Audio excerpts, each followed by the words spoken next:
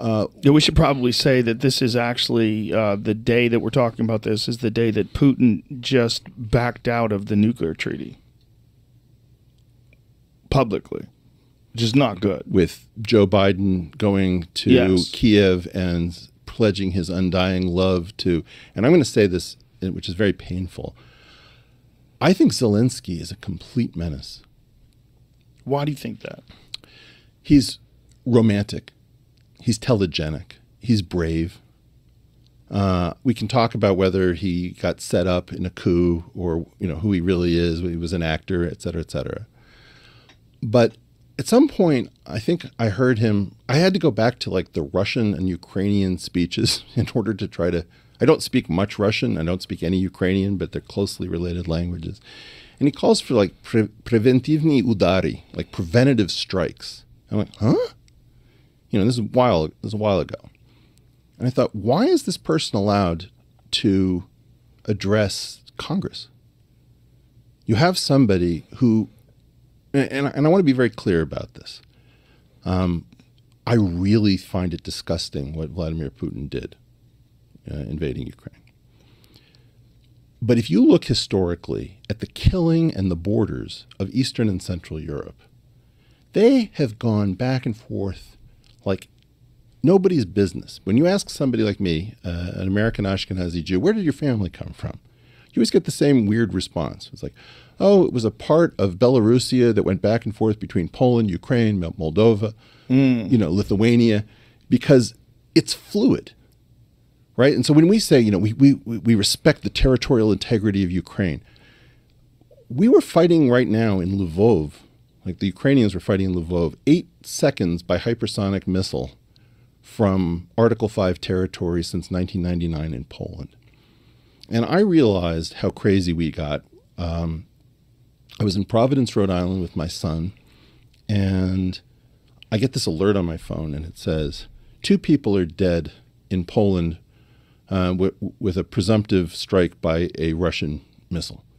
I'm thinking, did I read 2 Polish people dead in an Article 5 full NATO member since 1999 with a Russian missile? Because I knew we were fighting way too close to this border. Now, by the way, if I say Lvov, everyone's going to correct me and say, no, Eric, it's Lviv. It's like, no, these cities all have multiple pronunciations. I always thought of Lvov was a Polish city, not a Ukrainian city. And ironically, I believe Lvov is the birthplace of Stanislaw Ulam, who came up with the Teller-Ulam thermonuclear design.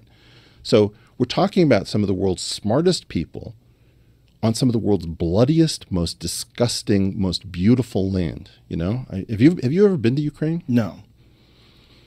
So my family basically is scattered, was scattered throughout the shtetls of Ukraine, and I've been over there in '89. We Americans do not understand Central and Eastern Europe, period, the end. And for us to be making these commitments and not understanding how Russians think and how Ukrainians think and how Poles think and how the fighting works, I don't think we know what we're doing. I think we're creating a doomsday machine. And the reason that it's not like Zelensky isn't wronged by Putin. It's not like he's not charismatic. He has one of the greatest Bruce Willis lines of all time. When we asked to evacuate him, he says, I need ammunition, not a ride. That thing makes us, I want that. Right. And then there's like house-to-house fighting, the way all the World War II enthusiasts think. They tend not to think about Nagasaki and Hiroshima. They like the tactical stuff with all the, which bridge got taken out over which river and how did we do this and that. So it's very romantic to people who are like World War II addicts. We do not realize how deep the trouble we're courting is. And I don't think we realize how dangerous it is if we are going to, every time there's a border dispute, go to a thermonuclear standoff. It's just Russian roulette with smaller and smaller numbers of empty chambers. And I don't know what this is. I don't know whether we have 30 years to play this game or 3 months. But I learned that day last year in 2022. Nobody around me in Providence, Rhode Island was reacting. Everybody's just going about. It was like a normal day. It's like I'm increasingly, Joe, believing that I am sane and that the world is crazy. And normally I take that as a cue that maybe I need to get some sleep. No, I think we're actually just going crazy. I think that those of us who actually get how risky this is need to speak up because it's not fun. The entire apparatus will tell you that you're soft on Putin and you're an appeasing Chamberlain wannabe. And it's like bullshit. Right now, you don't realize in 2004, we let Latvia and Lithuania into NATO membership. And I remember thinking at the time, what the hell are we doing? It's not like I don't understand that we want to protect them. It's not like I don't understand that you want to say that they're independent nations. But these were former Soviet republics. And there's two ways of thinking about it. You can put on one set of glasses and say, well, these are nations that get to decide what they want, and who's to tell them what to do. And then there's another thing called spheres of influence, where it's like, that's the Russian sphere of influence.